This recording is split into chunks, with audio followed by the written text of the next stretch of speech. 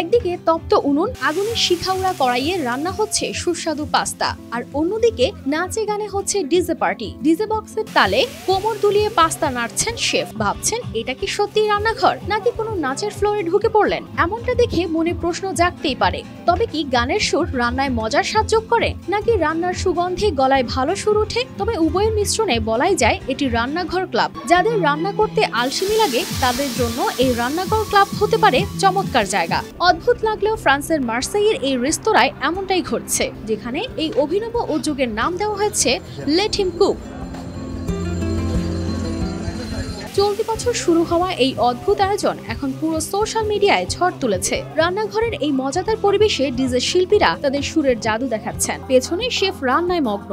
রান্নার তাপে শেফের হাত আর সুরের তাল চলছে একসাথে। আবার সেখানে রান্না করা পাস্তার স্বাদ নিচ্ছেন অনেকেই। আর এই অনুষ্ঠান ওয়েব রেডিওতে সরাসরি সম্প্রচার হচ্ছে, যেখানে সোশ্যাল মিডিয়ায় তাদের ভিডিওগুলো লাখ লাখ ভিউ ছাড়িয়ে গেছে।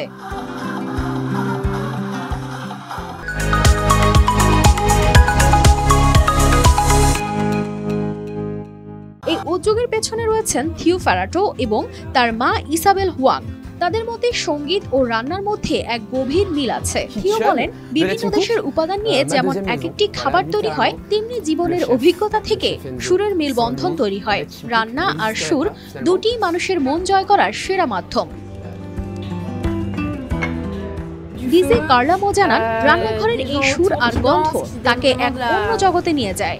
শেফ এনজো বলেন, এই সঙ্গীত তাকে রান্নায় আরো মনোযোগী হতে সাহায্য করে, এমনকি খাবার আরো দ্রুত তৈরি হয়ে যায়। এখানে ব্রাজিল, ইতালি, গ্রিস এমনকি এশিয়ারও শিল্পীরা অংশ নিচ্ছেন। ইসাবেল জানান, ফরাসি রান্নার প্রতি এশিয়ানদের বিশেষ আগ্রহ তাদের অনুষ্ঠানে ভিন্ন মাত্রা যোগ করেছে। থিও বলেন, এই প্রকল্পের মূল আকর্ষণ এর স্বতঃস্ফূর্ততা। এখানে কোনো কিছু সাজানো নয়, সবকিছু একদমই বাস্তব। এই প্রকল্প তাদের রান্নাঘরকে শুধু এক সৃজনশীল কেন্দ্রই নয়, বরং একটি বৈশ্বিক মঞ্চে পরিণত করেছে। শিমু, RTV।